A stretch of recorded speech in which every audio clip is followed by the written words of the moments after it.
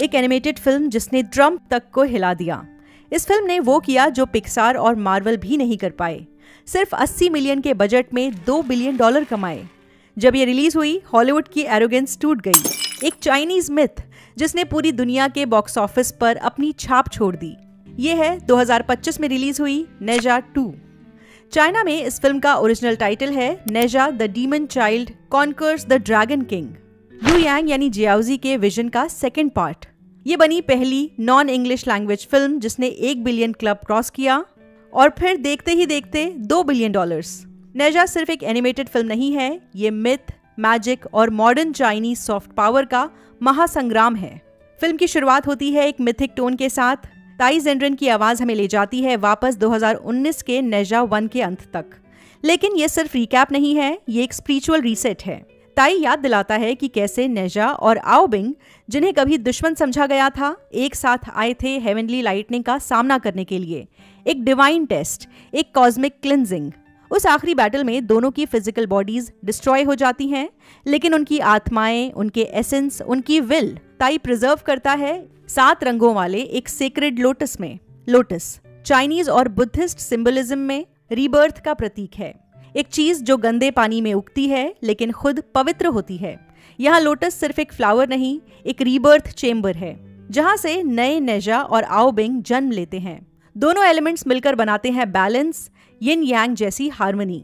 लेकिन ये rebirth complete होने से पहले ही आ जाती है एक external threat, Shen Gongbao. Shen Gongbao Chinese mythology में एक कॉम्प्लेक्स कैरेक्टर है, एक ऐसा डिसाइपल जिसे कभी चान सेक्ट ने रिजेक्ट किया था और उसकी बिटरनेस उसे विलन बना देती है। आओ गुआंग को लगता है कि उसका बेटा आओ बिंग नेजा की वजह से मर चुका है। गुस्से में वो वेस्ट सी की ड्रैगन क्वीन आओ रन से एक सेलेस्टियल लेवल वेपन मांगता है, स्काई स्प्लिटिंग क्लॉ, जो नाम से ही बताता है ये सिर्फ जख्म नहीं करता, ये आसमान फाड़ सकता है। शेन इस वेपन के साथ ओपन करता है एक रिफ्ट जिसमें वो छुड़ा लेता है बाकी के ड्रैगन किंग्स और डीमंस, जिन्हें डिवाइन ऑर्डर ने सेंचुरीज से सी स्टेबलाइजिंग चेन से बांध रखा था। फिल्म का अगला हिस्सा ले जाता है हमें चैतांग पास की बैटलफील्ड पर, जहां सिर्फ तलवारें चमक रही हैं। नेजा के माँ बाप लेडी यिन और ली जिंग अभी भी उसी हिम्मत के साथ खड़े हैं जैसे पहले फिल्म में थे। उनका विश्वास उनके अपने बेटे से कम नहीं। वो दुनिया के सामने कह रहे हैं आओ बिंग जिंदा है। ये उम्मीद से भरा ऐलान है। उन्हें पता है उनका बेटा मॉन्स्टर नहीं है, उसने किसी को नहीं मारा। एक्चुअली शेन गोंगबाओ को आओ गुआंग ने भेजा है। वो ताई के बनाए वेल गार्जियंस के बैरियर को तोड़ने के लिए तैयार है, लेकिन वो फेल होता है। वो आता है लीथल स्काई स्प्लिटिंग क्लॉ के साथ, एक ऐसा हथियार जो आसमान और समंदर दोनों की रेखा मिटा सकता है। वो बाकी ड्रैगन किंग्स को बुलाता है जिन्हें पहले सी स्टेबलाइजिंग चेन्स ने बांध रखा था। उनके आते ही बैरियर गिर जाता है। जब आओ बिंग, जो अभी नई बॉडी में पूरी तरह डिजेनरेट भी नहीं हो पाया था, समझ जाता है मैं इन्हें बचा सकता हूँ, पर अपने आप को खोकर। आओ बिंग अपने नए शरीर की एनर्जी से एक आइस वॉल बनाता है, एक डिवाइन शील्ड जो ताई और नेजा के आसपास एक सेफ्टी जोन क्रिएट करती है। आओ बिंग की बॉडी, जो सीक्रेट लोटस के रूट से बनी थी, अब प्रेशर नहीं झेल पाती। वॉल बनाते ही उसकी बॉडी में क्रैक्स पड़ने लगते हैं, पीसेस गिरने लगते हैं, स्ट्रेंथ ड्रेन होने लगती है। एक आत्मा जो अभी नई बनी थी अपनी जिंदगी छोड़ रही है, सिर्फ इसलिए ताकि दूसरों का जीवन बचा सके। आओ बिंग, जिसे पहले कोल्ड ब्लडेड ड्रैगन प्रिंस के रूप में देखा गया था, यहाँ पे बन जाता है एक सेल्फ अवेयर सोल, एक प्रोटेक्टर और सबसे इंपॉर्टेंट एक मिथिकल पीस कीपर। वो दिखाता है कि कभी कभी ग्रेटेस्ट स्ट्रेंथ दूसरों के लिए खुद को कमजोर बनाने में होती है। आओ गुआंग, जिसे हम अब तक रिवेंज ड्रिवन विलन के रूप में देख रहे थे, एक अनएक्सपेक्टेड स्टेप लेता है। वो आओ बिंग के पास अपना सोल भेजता है। आओ बिंग उसे बस ये कहता है, प्लीज लीव द सिटी, यानी यहाँ से, इस शहर से चले जाएं। ताई अनाउंस करता है सेक्रेड लोटस अब एग्जॉस्ट हो चुका है, मतलब आओ बिंग के लिए कोई नई बॉडी नहीं बन सकती। पर एक फाइनल सॉल्यूशन बचा है, सोल शेयरिंग। आओ बिंग 7 दिन तक नेजा की बॉडी शेयर कर सकता है, क्योंकि स्पिरिट पर्ल और डीमन ऑर्ब जिसने नेजा और आओ बिंग ओरिजिनेट किए थे, एक ही डिवाइन सोर्स से आए थे। ये कोई साइफाई लॉजिक नहीं है, ये एक माइथोलॉजिकल हार्मनी है जहां ऑपोजिट्स को एग्जिस्ट करते हैं। आग और पानी, देवता और राक्षस, धर्म और कर्म। ये डिसीजन रिस्की है क्योंकि अगर 7 दिन के अंदर सॉल्यूशन नहीं मिला तो आओ बिंग हमेशा के लिए खत्म हो जाएगा।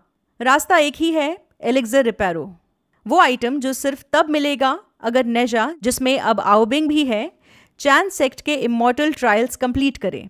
इसके बाद उसे यूजू पैलेस के वॉल्ट से एक आइटम चूज करने का मौका मिलेगा। तब नेजा एलिक्सर रिपेरो चुन सकता है। आओ गुआंग चेतांग पास के लोगों के साथ एक टेम्पररी सीज फायर की डील करता है। शर्त यह है कि शहर से कोई भी बाहर नहीं जाएगा, सिर्फ नेजा, जिसके अंदर अभी भी आओबिंग की रूह है, और ताई, इन्हें परमिशन है बाहर निकलने की। उन दोनों को 7 दिन के अंदर एलिक्सर रिपेरो लाना होगा और आओबिंग के सोल को बचाना होगा, वरना आओ गुआंग पूरे चेतांग पास को डुबा देगा और उसके सारे लोगों को मार डालेगा। नेजा इस प्लान को एक्सेप्ट करता है, लेकिन आओ गुआंग को साफ साफ वार्न करता है, अगर मेरे घर या मेरे परिवार को कुछ भी हुआ तो मैं ईस्ट सी पैलेस को चूर चूर कर दूंगा। आओ गुआंग अपनी सेना की कमांड शेन गोंगबाओ को देता है, क्योंकि उसके कहने के मुताबिक वो ना तो अपने भाई बहनों पर भरोसा कर सकता है और ना ही ज्यादा देर तक अपने सोल को अपनी बॉडी से प्रोजेक्ट कर सकता है। माउंट कुनलून की तरफ नेजा और ताई का सफर शुरू होता है, एक जगह जो सिर्फ पहाड़ों और क्लाउड से नहीं, एंशिएंट विजडम यानी पौराणिक ज्ञान से भरी है। लेकिन ये सफर सिर्फ एक डेस्टिनेशन तक पहुंचने का नहीं है, ये है एक डुअलिटी को संभालने का स्ट्रगल। जैसे ही दोनों माउंट कुनलून की पहाड़ी के रास्ते चढ़ते हैं, ताई को समझ आ जाता है नेजा की विल पावर अभी भी इतनी स्ट्रांग है कि आओबिंग का सोल उसकी बॉडी को पूरी तरह कंट्रोल नहीं कर पा रहा। ताई एक स्लम्बर पिल देता है, एक मैजिकल अर्ब, जिसका काम है नेजा को सुला देना ताकि आओबिंग फुल कंट्रोल ले सके। ये पिल सिर्फ एक पोशन नहीं है, ये एक मेटाफर है इनर साइलेंस बनाने का एफर्ट, यानी दिलो दिमाग का सुकून, जिसमें इंसान खुद से मिलता है, यानी अपने अंदर के ईगो को पॉज करने की हिम्मत। खैर, यूजू पैलेस, जहां चैन सेक्ट के हेड मास्टर इमॉर्टल वुयांग का राज है, एक डिवाइन प्लेस है। यहाँ हर फ्लोर, हर कॉलम, हर बीम के पीछे टेस्ट ऑफ प्योरिटी और पेशेंस है। आओबिंग के नोबल बिहेवियर से वुयांग इम्प्रेस होता है। उसे लगता है कि ये नेजा पहले से ज्यादा कंपोज्ड और बैलेंस्ड है। आओबिंग नेजा के शरीर में रहकर हर जेस्चर, हर वर्ड को डिसिप्लिन और डिग्निटी के साथ कैरी करता है। वुयांग को लगता है शायद ये बच्चा सीख रहा है, लेकिन जैसे ही असली नेजा जागता है, सब कुछ उल्टा हो जाता है।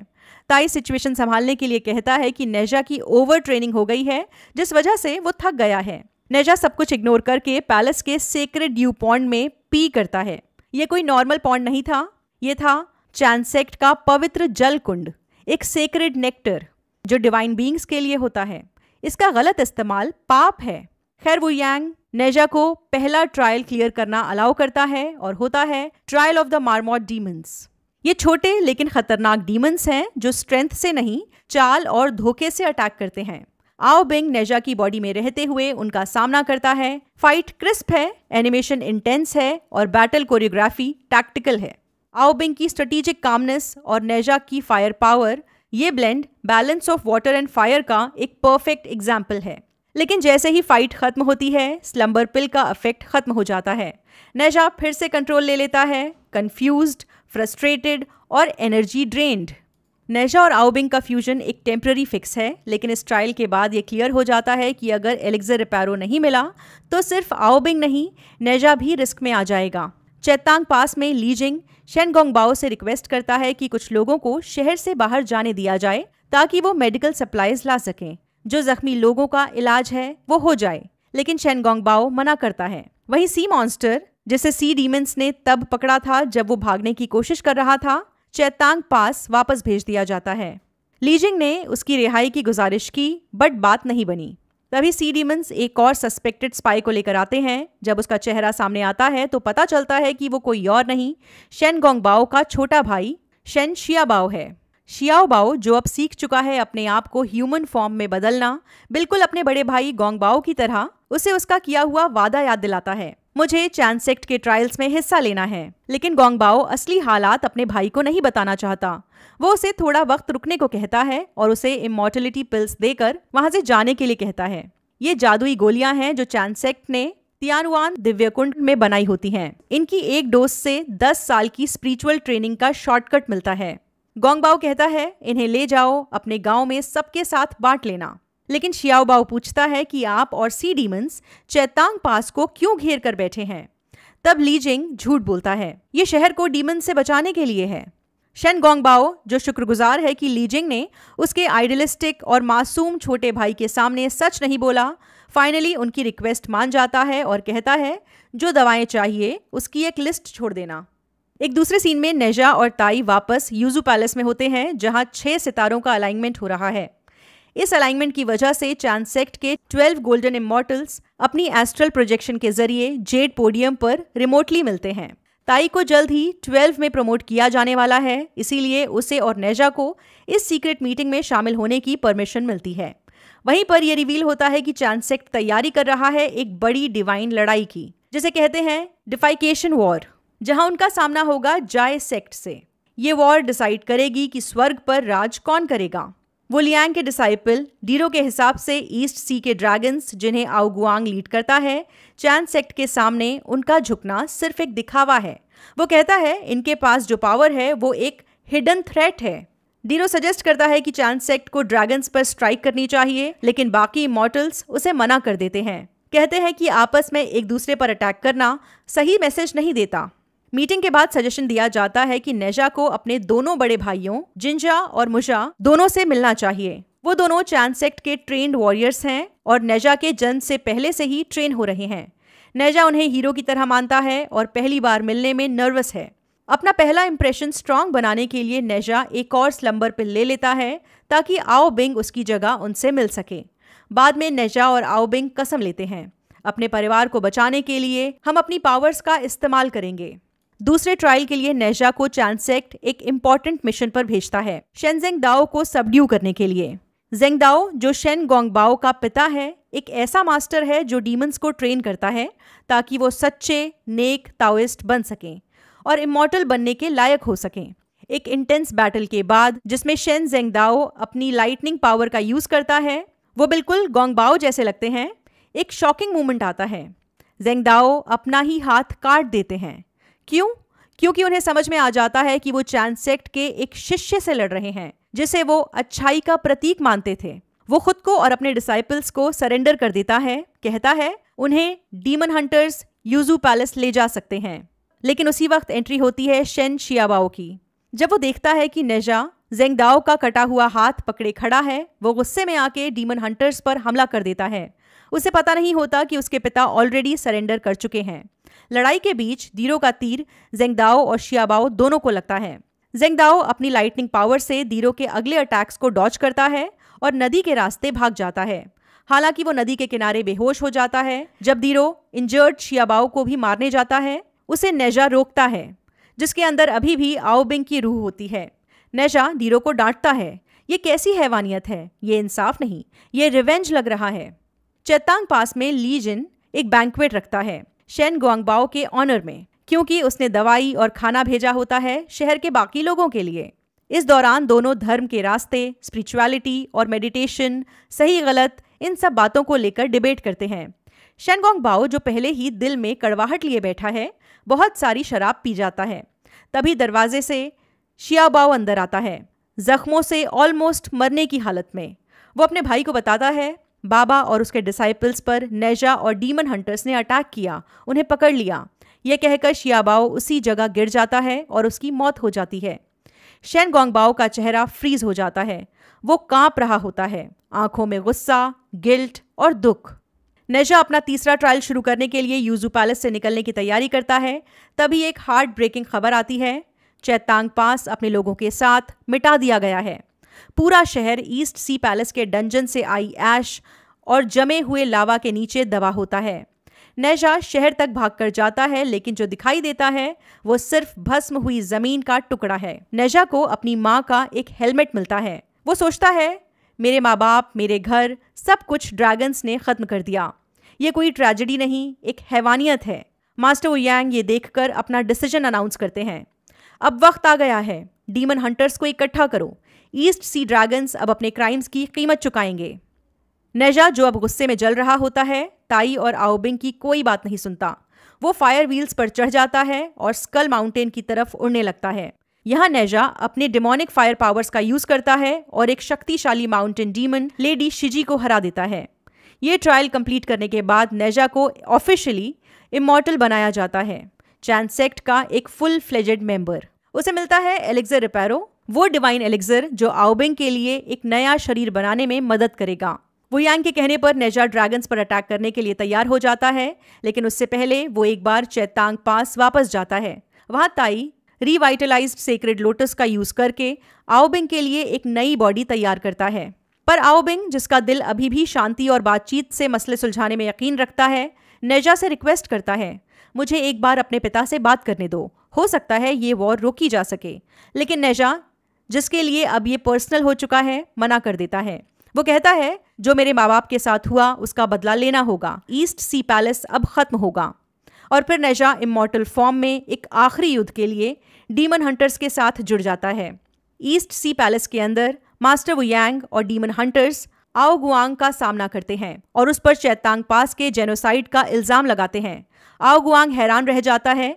वो गुस्से में पूछता है, मैं? किस वजह से? जब वो बाकी ड्रैगन किंग्स से एक्सप्लेनेशन मांगता है तो वो इशारे में कहते हैं वो सिर्फ शेन गोंगबाओ के ऑर्डर्स फॉलो कर रहे थे। इसी बीच वू यांग एक बड़े से सेक्रेड मैजिकल कंटेनर तियनवान दिव्या कुंड को ओपन करता है। इसके थ्रू वो पूरे ईस्ट सी पैलेस को कंट्रोल में करना चाहता है। ड्रैगन्स सप्रेशन सील को संभालने की कोशिश कर रहे होते हैं, जिसमें सी डीमंस अभी भी बंद हैं। आओ गुआंग वू यांग को रोकने के लिए पैलेस से निकलता है, लेकिन उसका सामना होता है नेजा से, जो उसे ही अपने माँ बाप की मौत का जिम्मेदार मानता है।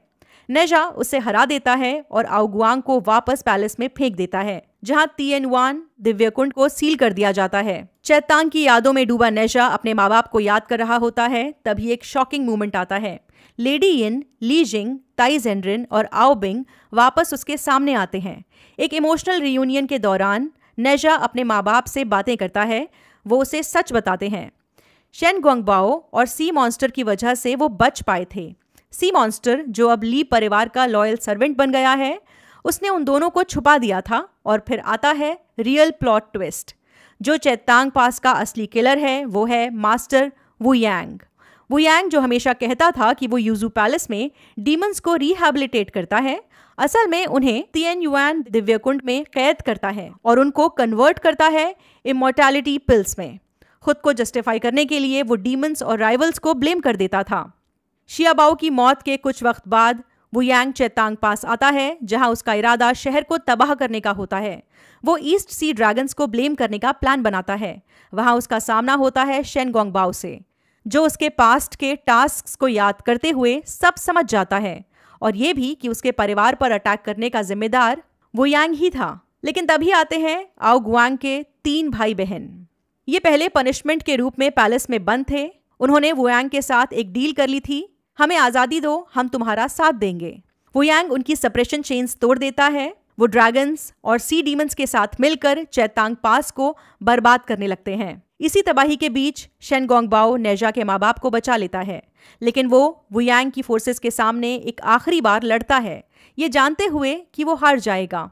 वापस प्रेजेंट में आओ गुआंग को अपने भाई बहन की गद्दारी का पता चलता है और 3 ड्रैगन किंग्स आओरन की पावर का यूज करके तियनयुआन दिव्यकुंड से निकल जाते हैं और बाकी सब ड्रैगन्स और सी डीमंस को मरने के लिए छोड़ देते हैं। आओ बिंग वू यांग पर अटैक करता है अपने परिवार को आज़ाद करने के लिए। उसके साथ मिल जाते हैं नेजा, उसके माँ बाप लेडी यिन और ली जिंग और ताई जेनरिन।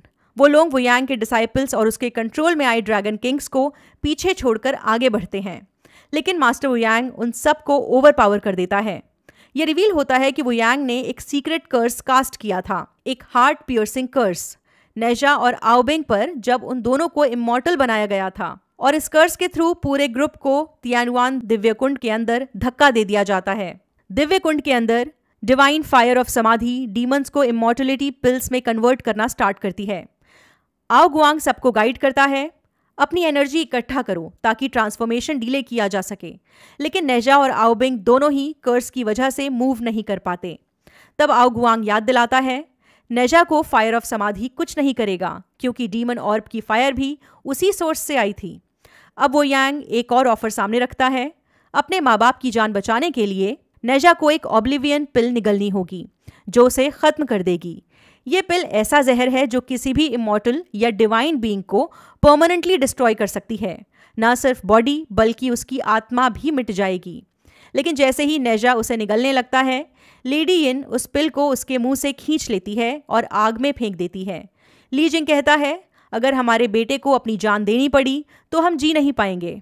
लेडी इन नेजा को गले लगाती है एक आखिरी बार। बेटा, हम हमेशा से तुमसे प्यार करते थे, ये कहकर वो बेहोश हो जाती है और इमॉर्टलिटी पिल में बदल जाती है। नेजा गम और गुस्से में अपने शराब से चुभाई क्रिस्टल स्पाइक्स तोड़ता है। उसकी बॉडी फट जाती है, लेकिन फायर ऑफ समाधि उसे दोबारा फोर्ज करती है। नेजा का असली रूप, फायर ऑफ समाधि का अवतार, सामने आता है। वो आओबिंग को फ्री करता है। दोनों मिलकर तियानुआन दिव्यकुंड का ढक्कन उठाते हैं। वुयांग और उसके डीमन हंटर्स उन्हें रोकने की कोशिश करते हैं, लेकिन आओगुआंग ड्रैगन्स और ईस्ट सी पैलेस के बचे कुछ सी डीमंस मिलकर दिव्यकुंड तोड़ देते हैं और भाग जाते हैं। वुयांग गुस्से में ऑर्डर देता है, अटैक देम। एक मैसिव बैटल होती है। नेजा और आओबिंग वुयांग को हरा देते हैं, उसका एजलेस स्पेल तोड़ देते हैं और रिवील होता है उसका असली चेहरा, एक बहुत ही बूढ़ा और कमज़ोर आदमी। आओगुआंग एक्सपोज करता है क्राना और दीरो, वुयांग के डिसाइपल्स। ये खुद डीमंस हैं। वुयांग आउरन की मदद से भाग जाता है। बचे हुए डीमन हंटर्स पीछे हटने का फैसला करते हैं। आओगुआंग अब अपने ड्रैगन्स को ओशियन के अंदर छुपने भेजता है, लेकिन आओबिंग नेजा के साथ मिलकर वुयांग और उसके साथी डीमन से लड़ने के लिए रुक जाता है। अपना रास्ता खुद चुनो, ये कहकर आओगुआंग अपने बेटे को आज़ादी देते हैं। खत्म हो जाती है यहाँ पर यह फिल्म, लेकिन मिड क्रेडिट सीन्स अभी बाकी हैं। वुयांग, क्राना और दीरो जाते हैं माउंट कुनलून के सीक्रेट प्रिजन में, जहाँ शेन गुआंगबाओ कैद है। वुयांग कहता है, तुम्हारे पिता भी यहाँ हैं। अगर तुम मुझे अलाउ करो तो मैं तुम पर एक कर्स डालूंगा ताकि तुम सिर्फ मेरी सुनो। वो कहता है, एक खास काम है जो सिर्फ तुम ही कर सकते हो। शेन गुआंगबाओ को सोचने के लिए टाइम दिया जाता है। तभी पता चलता है वुयांग खुद ट्रैप हो गया है, क्योंकि उसने एक जेलर पर कर्स डाला था जो उसका मजाक उड़ा रहा था, और वो जेलर अब सो रहा है। नेजा के बड़े भाई जिंजा और मुजा यूजू पैलेस में वुयांग से मिलने जाते हैं, लेकिन वहाँ कोई नहीं होता। मुझे तो नेजा 3 का इंतज़ार है। आपको इस फिल्म को देखकर कैसा लगा, या ये एक्सप्लेनेशन पसंद आया नहीं, कमेंट सेक्शन में ज़रूर बताइए। बाय।